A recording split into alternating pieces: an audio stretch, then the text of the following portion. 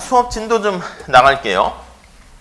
자, 우리가 하는 게 그 과점 시장 오늘 할 거예요. 지금까지 배웠던 시장이 어떤 게 있었냐면 시장에 참가하는 기업들이라든가 소비자들이 굉장히 많아가지고 경쟁이 치열한 시장, 그걸 완전 경쟁 시장이라 그랬고 어떤 특성이 있었습니까? 사실 경쟁이 너무 치열하니까 이게 되게 역설적이야. 너무 치열해가지고 내가 옆에 경쟁자들에 대해서 신경 쓸 필요가 별로 없어. 내가 뭐 어떻게 옆에 사람 한 명 제거한다 해가지고 내가 막 갑자기 확 올라가는 것도 아니고 무수히 많은 사람이니까 그냥 주어진 상황에서 나의 그 여러 가지 여건을 보고 최선을 다하는 뭐 그런 상황입니다. 오히려 마음이 평안해요. 이게 최선을 다하자 이런 거죠. 뭐 수능이라든가 이런 것도 보면 사실 옆에 사람 한두 명 제거한다고 뭐 효과가 있는 건 아니잖아. 그냥 내가 가지고 있는 뭐 수능하고 좀 다르긴 하겠지만 최선을 다해서 시장에서 결정된 가격을 받아들이고 내가 주식시장에서 뭐 삼성전자 주식을 한두 개 더 산다 해가지고 막 주가가 요동치는 게 아닙니다. 그러니까 개별 기업의 힘이 굉장히 작다 이렇게 보시면 되겠고요. 또 독점은 또 약간 극과 극입니다. 기업이 하나 있으니까 자기 마음대로 할 수 있어. 내 기업의 마음은 또 어때요? 뭐 또 평안해. 그러니까 약간 극과 극이 통해가지고 완전 경쟁 시장은 너무 경쟁이 치열해가지고 개별 기업이 평안하고요. 독점은 아예 경쟁자가 없어. 나밖에 없는 거야. 그러니까 또 어떻게 보면 평안하긴 해요. 물론 이제 현실에서는 시장에서 아무 기업도 경쟁자가 없으니까 평안하긴 하지만 누구든지 내가 방심하면 치고 들어올 수 있는 그런 게 있으니까 더 열심히 계속 독점적 지위를 유지하려고 노력을 하는데 그게 자기가 기술 개발이라든가 이런 걸 통해 가지고 앞서가는 걸 계속 더 열심히 잘하면 그거는 사회적으로 바람직하지. 근데 보통 이제 현실 생활에서는 시장 현실 뭐 경제 상황에서는 어떻게 하냐면 자기의 그 독점적 지위를 유지하기 위해서 장벽을 쌓는다니까. 정치권에 로비를 하고 뇌물을 주고 해가지고 야 경쟁자들 들어오지 못하게 막아. 이거는 사회에 별로 좋지 않다는 거지. 근데 그럴 가능성이 많으니까 우리가 독점은 나빠요 이렇게 하는 거지. 아니 혼자 있는데 되게 열심히 잘한다? 그게 뭐 나쁜 건 아니지. 독점 자체는 그러니까 나쁜 건 아닌데 독점적 지위를 유지하려고 약간 반경쟁적인 행위를 하는 그럴 가능성이 많은데 그러다 보니까 이제 나쁘다 이렇게 보시면 되겠고요. 그리고 이제 독점적 경쟁 시장을 봤어요. 그건 이제 독점 시장과 경쟁 시장이 두 개가 짬뽕돼 있죠.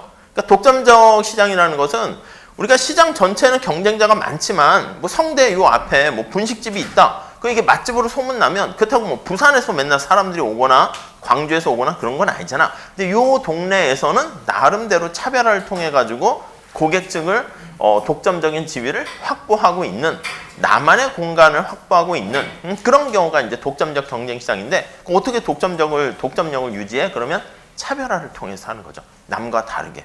아시겠죠? 그러니까 여러분들 나중에 무슨 유튜브를 한다 그러면 내 전공 관련해서 뭐 수많은 유튜브가 있겠죠? 근데 그 중에서도 뭔가 특화시켜가지고 좀 뭔가 차별화를 하게 되면 나의 팬덤이 있을 것이고 물론 이제 그게 이제 대중적인 효과를 얻게 되면은 구독자 수가 뭐 10만, 100만 이렇게 갈 수 있는데 그건 아니더라도 그냥 나의 그 뭐 동호회 비슷하게 그렇게 유지는 할 수가 있겠죠. 그게 이제 독점적 경쟁 시장이고요. 누구든지 진입은 할 수 있어. 나도 비슷하게 약간 다르게 해가지고 분식집 같은 거 차릴 수는 있는 거죠.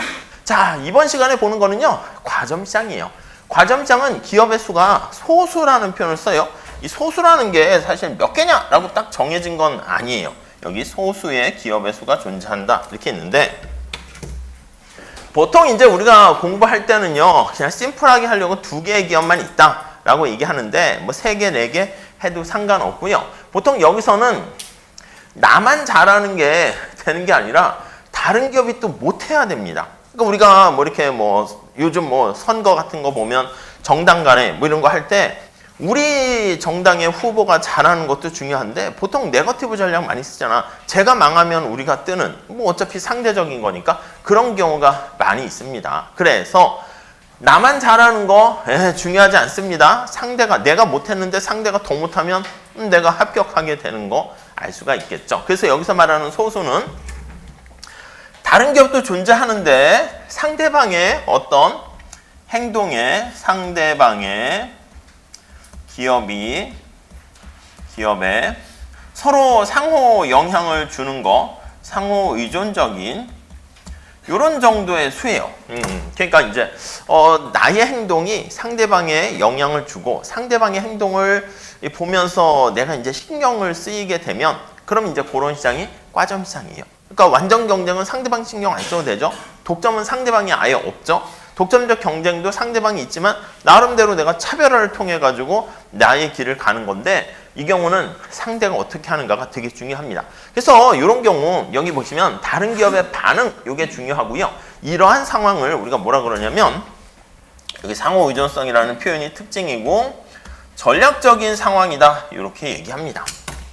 아니 이거는 이제 전략이라는 스트래티지라는 게 우리 전쟁에서 나왔거든. 전쟁, 바둑, 장기, 진짜 전쟁 이런 거 보면 내가 잘하는 것도 중요하지만 상대가 지금 어떻게 행동하는가 그것도 중요합니다. 축구나 야구 같은 것도 보면 전략이 있다. 그렇게 얘기를 하죠. 우리가 예전에 뭐 손자병법 같은 거 보면 나를 알고 다른 적을 알게 되면 뭐 질 가능성이 떨어진다. 그런 얘기 하는데 뭐 흔히 이런 얘기를 많이 합니다. 예전에 그 왕들이 보면 게임하는 거를 되게 좋아했나 봐. 중국에 왕이 있고 신하가 있습니다. 근데 이제 마차 경주를 한 거지 이제 여흥을 즐기려고. 그래서 왕하고 신하가 게임을 하는데 왕이 지면은 신하는 어떻게 되겠습니까? 목이 날아가겠지. 사약을 먹거나 그렇게 될 거야. 근데 왕이 맨날 이기니까 왕이 그것도 재미없어. 야 신하야 너 좀 똑바로 해. 다음에 말이야 너 나한테 지면 너 죽는 거야. 이러는 거야. 신하는 지금 이제 죽게 생겼지. 왜냐면 왕이 가지고 있는 말들은요 되게 능력이 좋아요. 좋은 말 갖고 있지 않겠습니까? 100점짜리 말, 98점짜리 말, 96점짜리 말, 94점, 뭐 88점 이렇게 있어요. 근데 자기가 이제 야구팀이라든가 이런 것도 마찬가지지. 투수나 타자 같은 거 할 때 능력치를 보면 저렇게 100점 만점, 98 이렇게 높은 능력을 지닌 선수들을 내가 데리고 있는 거야. 신하는 그거에 비해서는 퀄리티가 좀 떨어져요. 뭐 97이라든가 95라든가 뭐 90이라든가 오히려 60이라든가 40이라든가 이렇게 됩니다. 당연히 이거 게임 하면 그냥 당연히 지는 게 뻔하거든. 근데 이제 뭐 손자병법에 뭐 손빈인가 하는 사람이 나타나가지고 야 그러지 말고 왕이 100점짜리 에이스를 내보내면 너도 그냥 에이스끼리 맞닿으면 이게 한 끗 차이로 진단 말이야. 97점이라 해도. 그러니까 누구를 내보내냐면 아니 얘를 내보내라 이거야. 얘를. 그 완전히 격차가 2배 이상 나겠지. 그럼 왕이 어떻게 되겠어? 미소 짓고 뭐 좋아하겠지. 너 이제 죽었어. 뭐 이렇게 죽이는 게 취미는 아니겠지만 왕이 1승 이렇게 하게 되고요. 그 다음에 왕이 98점짜리 말을 내보내게 되면 어떻게? 얘를 내보내는 거야. 얘를. 이렇게 그 왕이 이제 2승 해가지고 너 이제 끝났네. 이렇게 했는데 그 다음에 얘가 오게 되면 이렇게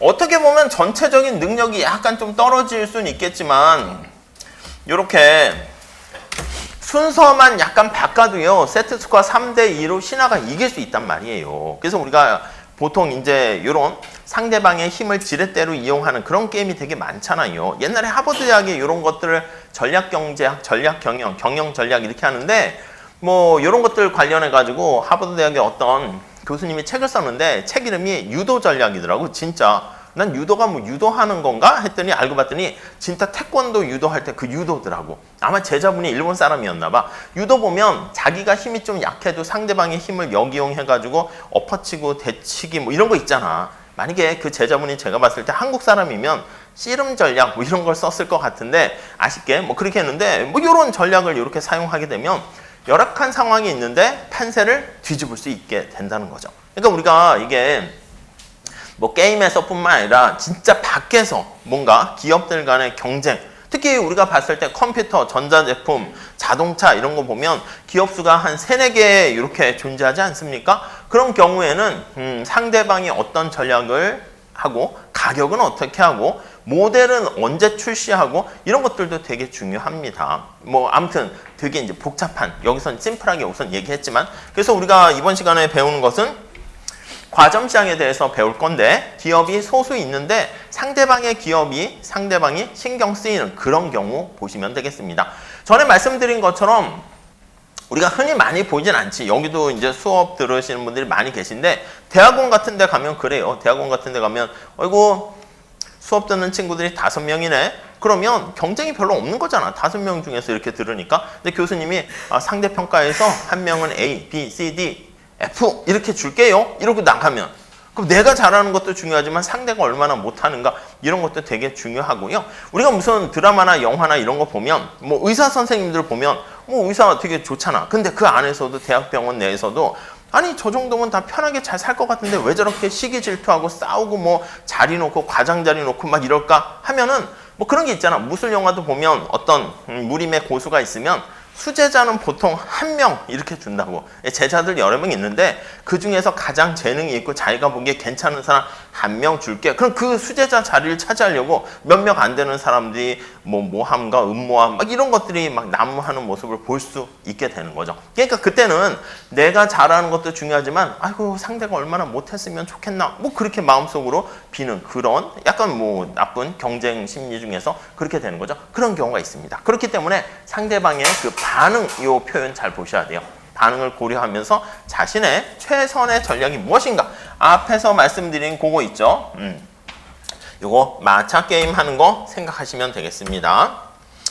자, 그래서요 여기 이걸 분석하는 괜찮은 방법이 체스라든가 장기나 바둑이 있는 것처럼 게임 하는 거랑 비슷하다 해서요 과정 모형이 되게 여러 가지로 많이 있긴 한데 우리는 게임 이론이라는 걸 가지고 도입을 하게 되었고요.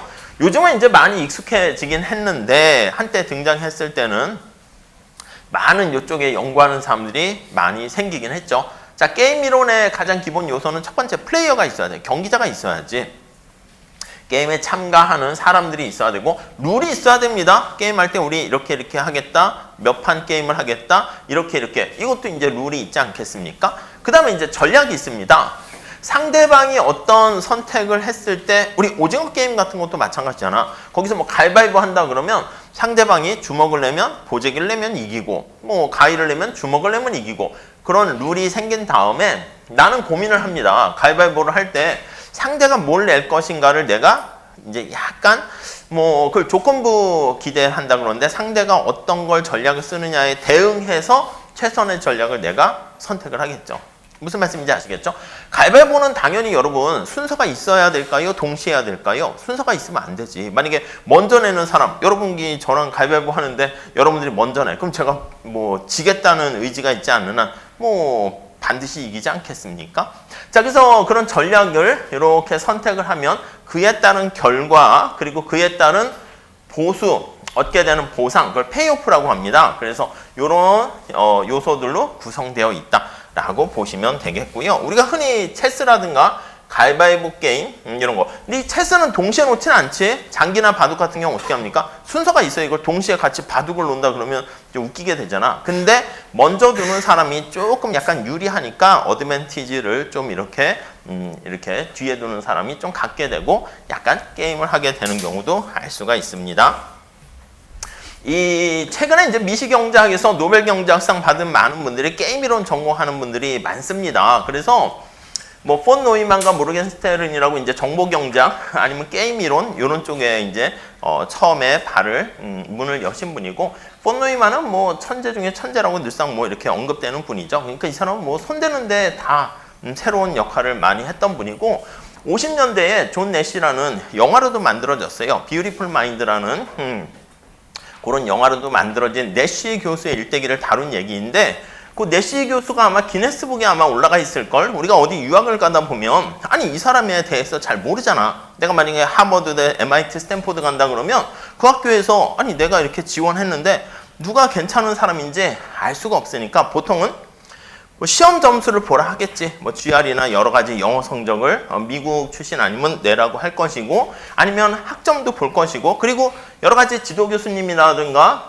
레퍼런스 체크를 해가지고 추천할 만한 사람의 추천을 받아가지고 그래서 이제 거기 추천장을 써주지. 그럼 이 학생이 어땠고 저땠고 그러다 보니까 이제 보통 우리나라에서는 뭐 그냥 조용하고 질문도 안 하고 등등 하긴 하는데 이제 외국에서는 막 이렇게 추천받으려고 하면 좀 알아야지 좀 교수님과 친해져야지 뭐 그걸 써주지 않겠습니까?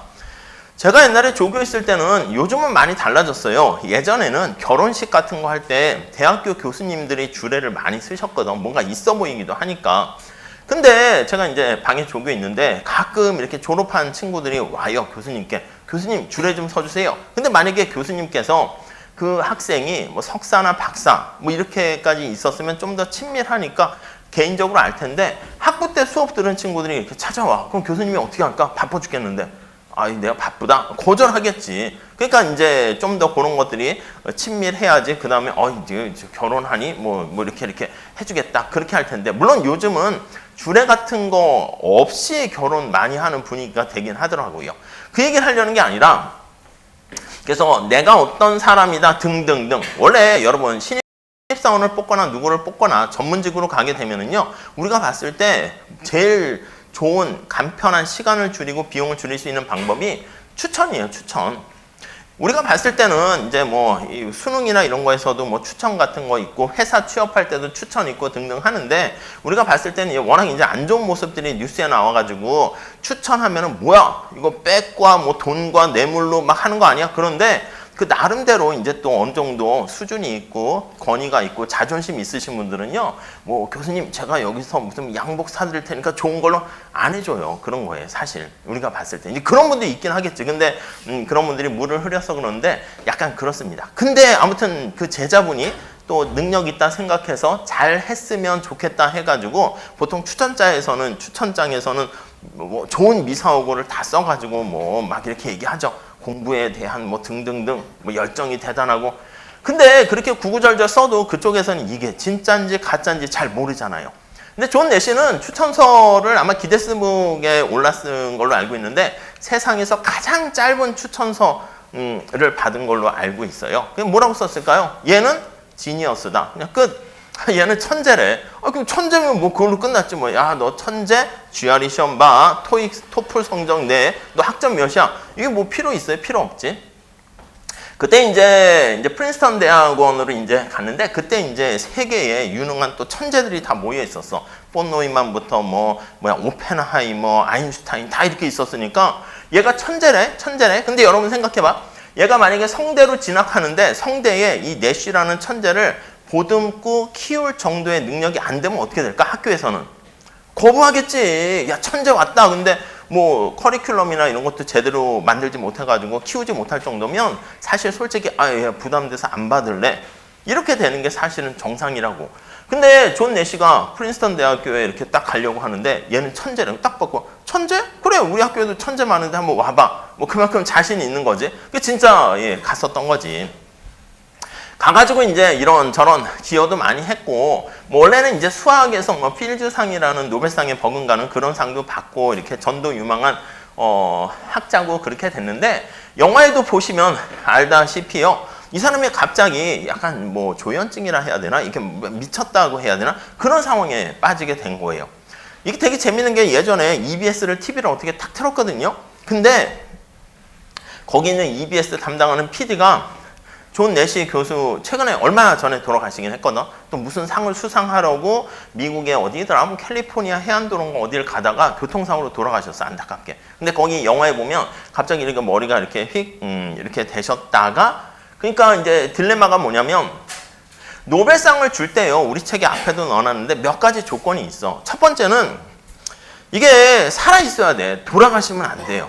그래서 여러분, 우리가 뭐 여러 가지 랭킹 같은 거 막 줄 세우기 한다 막 그러는데 미국은 아마 더 심할걸? 심하면 뭐 약하지는 않을걸?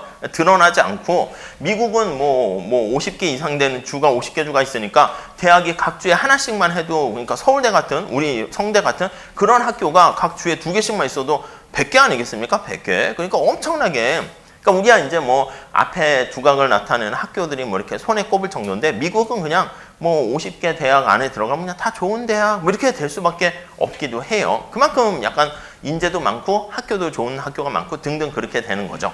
근데 존 내시라는 교수가 그 학교에 있다가 이렇게 머리가 이렇게 좀 이렇게 딱 돼가지고 노벨상을 줄까 말까 했는데, 앞에서 말씀드린 것처럼 이게 살아있어야 되는데 약간 정신병자같이 이렇게 된 경우에는 줘야 되나? 그런 문제가 생깁니다. 아까 말씀드린 것처럼 미국에도 요즘은 저도 확인해 보지 않았는데 경작 교수가 전 세계에 엄청나게 많지 않겠습니까?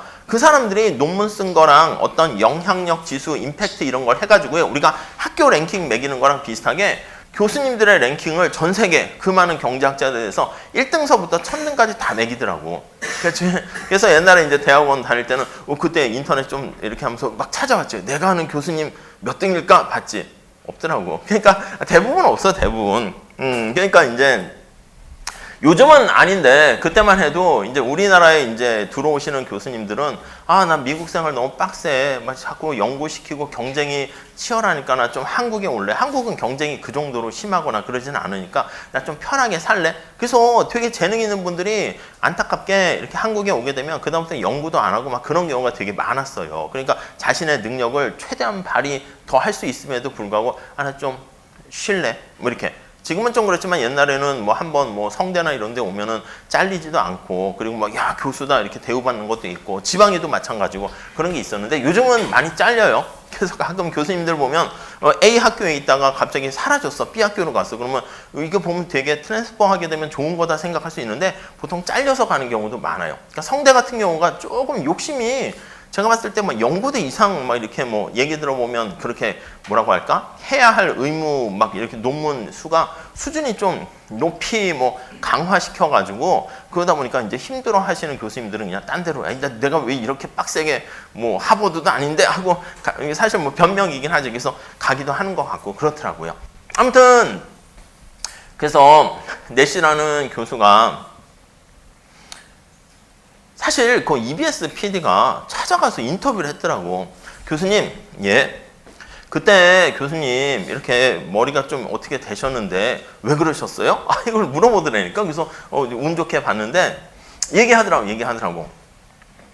자기가 그러니까 우리 수학이나 이런 거에도 풀리지 않는 무슨 현상금 붙어 있는 난제들이 있잖아요. 뭐 10대 난제 있어가지고 그거 풀면 뭐 현상금도 받고 막 우와 뭐 이런 거 있잖아. 옛날에 수학자들이 다 서로 나 잘났네 하는 뭐 그래야지 이제 펀딩도 받고 이러니까 뭐 책에다가 뭐 어떤 문제를 하나 내서 이거 아이고 되게 쉬운 문제인데 못 풀지? 뭐 이렇게 해놓으면 이게 진짜 쉽나? 근데 어려운 걸 수도 있고 답이 없을 수도 있고 근데 왠지 그 사람이 저명한 사람이 한마디 하니까 이게 대단한 영향력이 있는 거지. 제가 만약에 경작이나 뭐 수학에 어디에다가 이런 문제는 못 풀지? 이러면 아무도 관심 없어. 네가 뭔데? 이렇게 되는데 수학계의 거장이나 이런 사람들이 딱 책에다 뭐 가우스 이런 사람들이 뭐 여기다가 이렇게 글을 써서 아유 이거 뭐 되게 쉬운 문제인데 이거 참 한번 재밌는 것 같다. 뭐 이렇게 해보면 막 그거를 막 수많은 학자들이 그리고 이제 뭐 그런 거 있잖아. 잘난 척 하는 거 있잖아. 너 이런 거 모르지? 뭐 이렇게 하면은 뭐 약간 뭐 그런 게 있었나 봐. 근데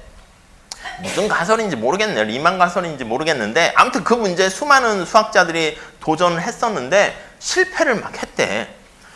그러니까 존 내시라는 교수가 또 나름 지니어스하다 이렇게 추천서를 받은 사람이 그래? 내가 한번 도전해 볼게. 뭐 수학에 필즈상도 받고 그렇게 대단한 학자였으니까 이 얘기하니까 많은 프린스턴 대학에 있는 사람들이 기대를 했고 유레카 풀었습니다 해가지고 그 프린스턴 대학교 대강당에 이제 그걸 설명하러 이제 딱 모이게 한 거죠. 그러니까 이쪽엔 수학과 컴퓨터 무슨 이공계 경제학과 그 현장을 보려는 많은 학생들이 다 교수부터 학생들이 다 모여가지고 얘기하는데 대강당에서 이렇게 쫙쫙쫙 증명해서 풀려 하거든.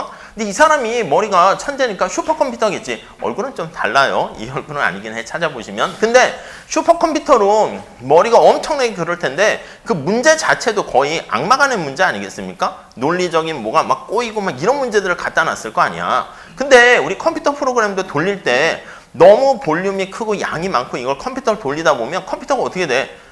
과부하가 걸린다고 삥 돌다가 멈추잖아. 그럼 막 때리고 막 해야 뭐 저는 잘 모르니까 때리는데 그럼 돌아가긴 하던데 아니면 이제 열을 식히거나 이렇게. 그러니까 이분이 그렇게 얘기하더라고. 자기가 설명을 하려고 머리를 퓨 가동하는데 그 문제 자체도 거의 뭐 악마가 만든 무한대 뭐 원숭이가 무한대 타자기로 무한대 시간을 치게 되면 뭐 셰익스피어의 뭐 햄릿 뭐지 로미오와 줄리엣 맞나? 아무튼 뭐 그런 작품이 나올 것인가 뭐 그런 거랑 비슷하게 약간 이렇게 했는데 머리가 이렇게 막 돌다 갑자기 이게 논리적인 회로가 엉켰다 얘기하더라고. 그래가지고 말도 꼬이고 막 이렇게 막 그런 거 있잖아요.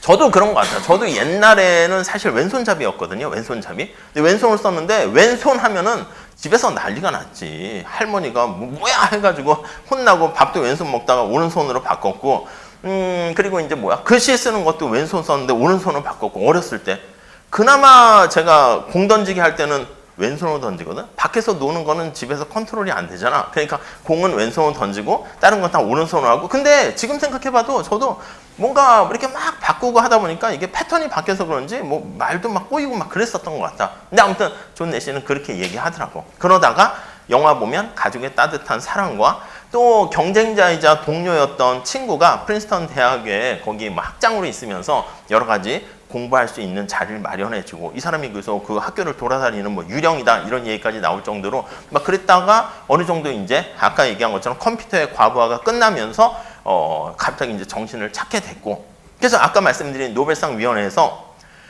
돌아가셔도 안 돼요. 아까 얘기했던 1000명 이렇게 쫙 경제학 학자들의 점수를 쫙 랭킹을 매기는데 어떤 사람은 우리가 전에 봤던 사멜슨 같은 사람도 논문을 많이 쓰니까 랭킹에 들어가 있어. 돌아가신 분도. 근데 옆에 십자가 마크가 있어. 돌아가셨다 이거지. 근데 아무튼 아니 이 미친 사람한테 줄 수 있을까? 그런 고민을 했었는데 정신이 탁 되돌아오니까 요때다 해가지고 94년도에 뭐 젤텐 핫사인이 해가지고 노벨상을 이렇게 주게 됩니다. 그래서 아무튼 그때부터 다시 또 이렇게 저렇게 활동하고 그랬는데 그 다음에 많은 사람들이 노벨상을 받게 됩니다. 예, 그래서 이 게임 이론이라는 게 되게 중요하게 됐고요.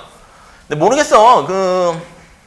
우리가 이따 보겠지만 비협조적인 게임 이론이라는 걸 통해 가지고 이제 노벨상을 받게 되는데 뭐 책을 이것저것 보다 보니까 어디에는 뒷얘기 있잖아. 비하인드 스토리 같은 거. 거기에는 뭐였냐면 내시가 이제 그거는 이제 공식적인 건 아니고 내시라는 교수님이 프린스턴 대학교 가서 내가 말이야 천재야 이렇게 기대도 한 몸에 받고 오지 않았겠습니까? 자기가 쓴 그 게임 이론 관련된 논문을 이렇게 써가지고요. 그 당시 당대 최고의 뭐 천재라고 할 수 있는 폰 노이만 책상 위에 이렇게 올려놨다는 거야. 올려놓으면 이제 자기는 그걸 기대한 거지. 폰 노이만이 우와 이렇게 나보다 똑똑한 천재가 있었냐면 이러기를 기대했었는데 폰 노이만이 뭐야 나 다 알고 있는 거잖아 하고 쓰레기통에 버렸대. 그래가지고 자존심이 상하고 막 이렇게 막 굴욕을 당해가지고 그냥 약간 미친 척하고 돌아다녔다 그런 썰도 있긴 한데 그냥 그거는 농담인 것 같고 전자가 맞는 것 같긴 한데 아무튼 그렇게 되어 있습니다. 그래서 이 게임 이론이 경제학에서 차지하는 바가 많고요. 이게 경영학이나 현실에서도 되게 전략적인 행동할 때 많이 활용됩니다. 우리 책에 나와 있는 가장 유명한 용의자의 딜레마라는 죄인의 딜레마라는 그런 상황을 한번 살짝 볼게요. 자, 여기 두 사람이 있어요. 남자랑 여자가 있는데 경찰에 체포가 돼서요. 취조를 받고 있습니다. 근데 그 사람이 분명히 공범인 것 같은데 경찰이 봤을 때는 아니, 둘은 서로 아니라고 그러는 거야. 저 남자 처음 봤어요. 저 여자 처음 봤어요. 아니야, 분명히 연인이면서 공범을 한 것 같은데 이럴 때요. 경찰이 이렇게 제안을 하게 됩니다. 영화나 드라마 같은 거 보면 그런 거 있잖아요. 야, 너 저기 옆방에 있는 여자 알아 몰라? 모르는 사람입니다. 지금 뭐 처음 들었습니다. 이렇게 잡아떼겠지. 왜 그래? 너 옆방에 있는 여자가 너랑 연인 사이고 다 불었어. 네가 시켰대. 이런 갑자기 남자가 막 이게 막 약간 긴장하고 막 당황하겠지. 그럴 리가 없습니다. 하다가 이제 이간질 시키는 거지. EJ 정책 하는 것처럼 이간질 시켜가지고 남자가 아니 나쁜 여자 같으니라고 이렇게 해버리면 또 여자 쪽에 가서는 야, 저 옆방에 있는 남자가 너 불었다니까. 둘이 이렇게 소통하면 안 돼요. 둘이 옆자리 해놓고 사인 주고받게 눈찍 이렇게 할 수 없게 이렇게 가둬놨어. 말도 못하게 이렇게. 그러면서 서로 정보가 없는 상태에서 이렇게 얘기하는 거야. 야, 너 말이야 내가 딴 걸로 해서 1년 동안 감옥 보낼 수 있는데 둘이 공금을 횡령했다는 사실을 자백하게 되면 너 솔직하게 부른 너는 내가 수사에 협조한 대가로 요까지는 아니더라도 석방까지는 제가 이제 극단적으로 하려고 그런 것이고 1년이 아니라 한 6개월만 감옥에 살게 해줄게. 근데 말이야 만약에 네 친구 거짓말했다? 그럼 네 것까지 다 해서 10년 살아. 뭐 이렇게 얘기하는 거야. 물론 저쪽 가서도 그렇게 얘기하겠지. 그러면 이렇게 살짝 한번 볼게요. 여기다 할까? 자, 지금 플레이어가 2명 있어요. 2명 있어. 2명 있으니까 남자 플레이어가 있다 할게요. 남자, 여자 이렇게 있어요. 자, 플레이어는 2명 있고요. 둘이 사용할 수 있는 전략이 자백을 하느냐 아니면 끝까지 부인을 하는가. 저 몰라요. 의리를 지키는가. 그 2가지 전략만 있다 할게요. 전략은 여러 개 있을 수 있어요. 가위바위보 같은 경우는 전략이 어떻게 될까? 3개 있겠지. 가위바위보 이렇게. 뭐 4개, 5개 더 있을 수도 있고요. 예전에 뭐 찾아보니까 뭐 인터넷에 찾아보니까 가위바위보 그림 찾으려고 뭐 중국 어디에는 가위바위보가 뭐 10몇 개, 뭐 8개 이런 것도 있어요. 손가락을 뭐 이렇게 꼬아가지고 뭐 하는 것도 있대는데 복잡하잖아. 그러니까 뭔가 파급 효과가 있으려면 약간 덜 복잡하면서 심플하고 단순해야 되는데 이 경우는 전략이 2개 있어요. 남자가 쓸 수 있는 전략은 저 사람 몰라요. 이렇게 부인을 하는 겁니다. 부인을 하는 거지. 부인. 그리고 또 하나의 전략은 자백을 하는 거예요. 자백. 이렇게. 여자의 전략도 몰라요. 저 사람 모릅니다. 이 부인한다는 게 의리를 지킨다라고 보시면 돼요. 의리. 그리고 자백을 한다라고 하면은 이거는 약간 뭐라고 할까? 배신을 때린다. 이렇게 보시면 되겠습니다. 만약에 둘 다 모르겠다라고 부인을 끝까지 하면 요걸 이제 보수 행렬이라고 하는데 앞에 걸 보통 남자를 먼저 쓸 거예요. 순서가 제대로 맞춰야죠. 그래서 앞에 게 관례상 남자, 뒤에 게 여자 이렇게 보수라고 할게요. 그러니까 남자가 부인을 했는데 여자도 부인을 하게 되면 둘 다 잡아떼는 거야. 그러니까 앞에서 얘기한 것처럼 경찰 입장에서 1년 감옥에 살게 하는 거죠. 1년 이렇게 살게 하는 거예요. 작을수록 좋은 거니까 아니면 마이너스를 할게요. 이렇게 피해를 보는 페널티 되는 거니까 1년 감옥에 살아요. 근데 남자가 자백을 하잖아. 그럼 어떻게 되냐면 자백을 한 남자한테는 빵년 살게 해주고 의리를 지킨 거지만 경찰이나 검찰 입장에서는 이게 괘씸하잖아. 그래서 10년 이렇게 살아. 이렇게 하는 거죠. 이쪽은 반대로 10년, 빵년 이렇게 되고요. 둘 다 자백을 했다라고 하면은요 5년씩 산다라고 할게요. 맞아요. 제가 시켰어요. 우리 공범이에요. 하면 그래 옳거니 이런 식으로. 자, 그러면 우리 한번 체크를 해볼게요. 지금 둘이 대화가 안 되는 거야. 저쪽에서 어떤 선택지를 했는지도 잘 몰라. 근데 자꾸 이제 내가 취조받으면서 경찰, 검찰이 막 괴롭히고 있어요. 마음은 약해지고 있는 상황인데 근데 이제 생각을 합니다. 가위바위보처럼. 여자가 의리를 지켜서 부인을 한다 할게. 남자 입장에서는 나도 사랑을 위해서 부인을 했다라고 하면은 1년 살게 된단 말이야. 근데 에이 어차피 뭐 사랑은 변하는 거 됐어. 나부터 살고 봐야지. 요거 빵년 사는 게 훨씬 낫지 않습니까? 그러니까 이거보다는 요거를 선택한다고요. 자, 그래서 어디를 선택하는 게 좋습니까 하면 선택 방향을 하면 요쪽으로 이렇게 화살표를 하거나 아니면 이제 화살표 안 하고 그냥 동그라미로 칠게요. 요거를 선택하는 게 좀 진한 색깔 할까? 요거를 선택하는 게 최선 이렇게 돼요. 근데 여자가 만약에 부인을 했어. 근데 내가 몰래 자백을 해버리면 나는 5년 살게 된다. 그래도 여기 보시면 여자가 자백했는데 자기가 끝까지 부인하면 10년 사는데 그거보단 5년 사는 게 낫죠. 이렇게 체크하시면 돼요. 자, 그 다음에 여자 입장에서도 볼게. 저쪽에 이쪽을 가리시고 남자가 부인을 했다는 조건 하에서 나에게 최선의 선택은 내가 부인하면 뭐 1년 사는데 자백을 하면 빵년 이렇게 되니까 자백을 하는 게 낫군 이렇게. 이것도 마찬가지야. 10년 사는 것보다는 에이 5년 사는 게 낫군 이렇게 된다고요. 자, 그러니까 상대방의 전략이 주어져 있을 때 자신의 전략이 뭐가 제일 좋은가 보면 여기 보시면 무조건 이 경우에는 상대 전략과 상관없이 자백을 하는 게 좋은 거네. 이런 경우를 우리가 우월 전략이 있다. 이렇게 얘기합니다. 그래서 우월 전략이다. 더미넌트라는 말을 사용하게 되는 건데 우월이다 라는 표현은 요거는 상대방의 전략에 상관없이 이런 경우에요. 전략과 전략에 상관없이 이렇게요. 남자 입장에서는 여자가 부인을 하든 자백을 하든 자기는 자백을 하는 게 최선의 전략이고요. 여자 입장에서도 마찬가지야. 남자가 부인을 해도 자백하는 게 좋고 자백해도 자백하는 게 좋고 이때는 둘 다 우월 전략이 있고요. 우월 전략은 둘 다 자백하는 것이다 라고 얘기합니다. 그래서 여기다 우월 전략 균형 이렇게 표현을 하게 되면 이때는 마이너스 5와 마이너스 5. 전략으로 따지면 자백이고요. 보수로 따지면 마이너스 5, 마이너스 5년 감옥에 산다. 이렇게 보시면 되겠죠. 그리고요, 우리가 내쉬 교수가 얘기한 내쉬 균형은 뭡니까? 라고 하면요. 이런 식으로 상대방의 전략이 주어져 있다는 가정하에서 자신의 최선의 전략을 이렇게 나타내게 된 거. 요거를 바로 내쉬 균형이다. 이퀄리브리엄이다. 이렇게 얘기합니다. 요 내쉬 균형은 상대방의 전략이 주어져 있어요. 주어진 상대방의 전략에 대해서 최선의 전략을 나타낸 거다. 그럼 여기서도 내쉬 균형은 마이너스 5, 마이너스 5 이렇게 돼요. 지금 이 경우는 좀 특수해요. 둘 다 우월 전략 균형과 내쉬 균형이 똑같은 경우인데 그럼 다른 경우도 있습니까? 예, 다른 경우도 있어요. 살짝 조그맣게 할게요. 조그맣게. 그럼 살짝 그냥 스토리는 넣지 않고요. 그림만 이렇게 살짝 보도록 할게요.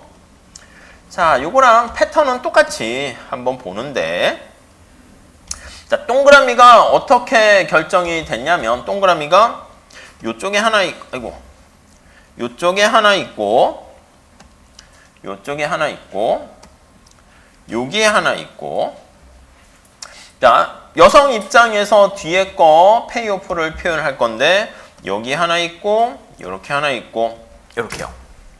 차이점 이해되세요? 첫 번째는 이게 동그라미가 두 개 같이 들어간 거는 상대방의 전략이 주어졌을 때 나에게 최선의 전략을 나타내는 것으로서 이게 내쉬 균형이거든. 그럼 이때는 내쉬 균형이 두 개가 생겨요. 근데 우월 전략 균형은 어떻게 됩니까 하면 상대방이 뭘 하든 상관없이 나는 이 카드를 내면 무조건 내가 그냥 이기는 거야.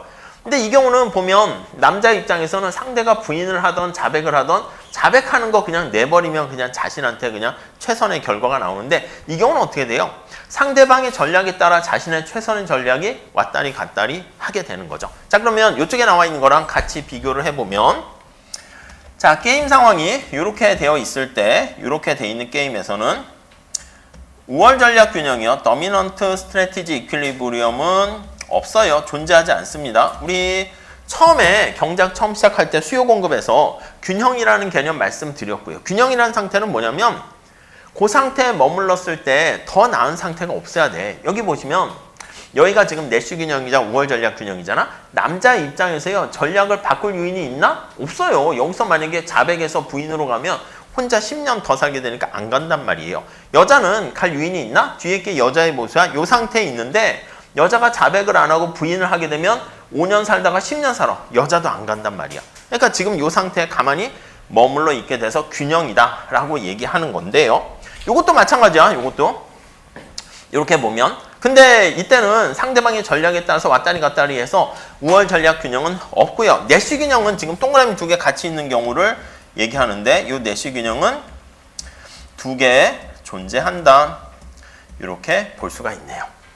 자, 여기서 살짝 정리만 하면 이 경우는 우월 전략 균형과 내쉬 균형이 같아지는 그런 상황이고요.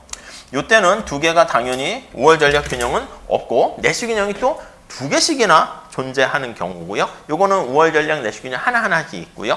여러분 가장 또 심플한 가위바위보 살짝 한번 볼까요? 여기다 할게. 저 크게 그냥 그려봅시다. 멀리서 볼 수 있게. 아이고. 여러분 가위바위보도 지금 두 명이 플레이를 한다라고 한번 해볼게요. 두 명이 경기를 합니다. 이렇게. 자, 전략은 가위바위보 세 가지의 전략이 있겠죠. 하나 더 그려야 된다. 이렇게 해서 가위바위보 이렇게 있다라고 합시다. 이렇게 여기가 뭐 남자가 있고 여기 여자가 있고 여기가 가위 여기가 바위 보 이렇게 있습니다. 가위가 뭔지 아시죠? 이거 설명 다 할 수 없어요. 그냥 가위 이렇게 돼 있고 주먹 보재기 이렇게 있어요. 이렇게.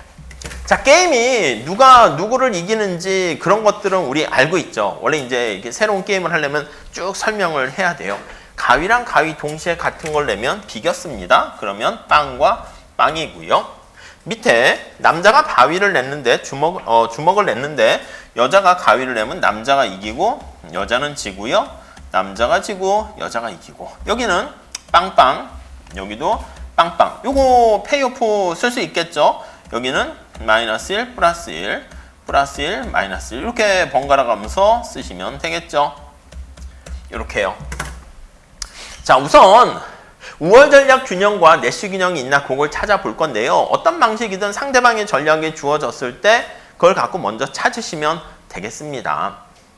자, 그러면 여자가 가위를 냈어. 남자가 어떤 거를 내는 게 가장 바람직해요? 주먹 내는 게 제일 낫지 뭐. 여기다가 동그라미.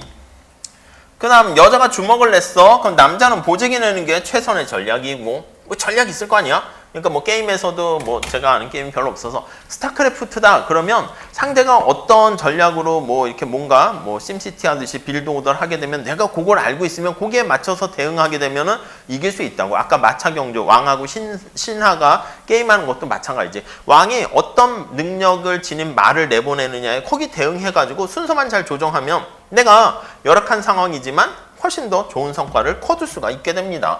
그래서 이렇게. 자, 그럼 여자 입장에서 볼게요. 제일 위에 남자가 가위를 냈어. 그럼 여자의 입장에서는 어떤 거를 내는 게 제일 좋습니까? 주먹이라고요. 그래서 여자 입장에서는 이렇게 뒤에 게 여자의 보수. 요거고요. 예, 요거고요. 자, 우선 앞에서 얘기했던 것처럼 상대방의 전략에 대해서 우월 전략 균형이라는 것은 상대방의 전략과 상관없이 동그라미가 한쪽으로 쫙 쏠려 있어야지 그게 우월 전략이 있다는 건데 여기서 어떻게 돼? 동그라미가 왔다리 갔다리 하고요. 그리고 동그라미가 두 개 같이 있는 게 상대방의 전략에 대응해서 내가 최선의 전략을 했는데 나의 전략을 보고 상대방의 전략이 또 최선이 되는 동그라미가 두 개 있는 게 바로 내시 균형인데 여긴 보면 동그라미가 두 개 있는 게 없잖아요. 그래서 이런 가위바위보와 같은 그러한 경우에는 내시 균형이 없어요. 존재하지 않고요. 앞에서 본 것처럼 우월 전략 균형은 없는데 내시 균형이 두 개가 생길 수 있으니까 내시 균형과 우월 전략 균형을 생각해 보면 약간 우월 전략 균형이 좀 존재하기가 좀 힘들어. 내시 균형이 존재 가능성이 더 넓다는 걸 알 수 있어요. 그래서 내시 균형이 존재하지 않으면 우월 전략 균형도 당연히 존재하지 않는다. 이렇게 보시면 되겠습니다. 그래서 이렇게 내시 균형과 우월 전략 균형 찾는 거 그게 그래도 이것저것 많이 활용할 수 있기 때문에 우리가 이렇게 보시면 돼요.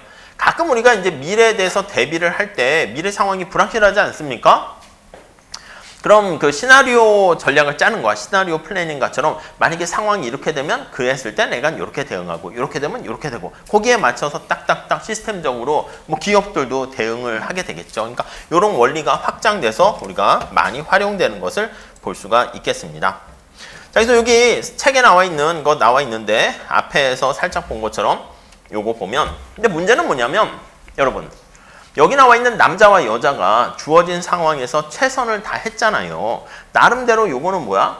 5년 사는 게 상대방을 어떻게 보면 믿지 못해서 그런 건데 나름 주어진 상황에서 최선을 다했지만 이게 가장 바람직한 상황입니까? 그건 아니라고. 왜요?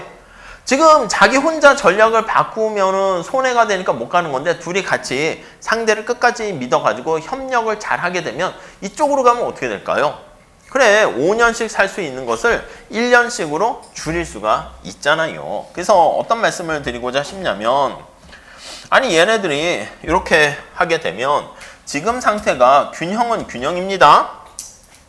이렇게 우월 전략 균형과 내시 균형이지만 더 나은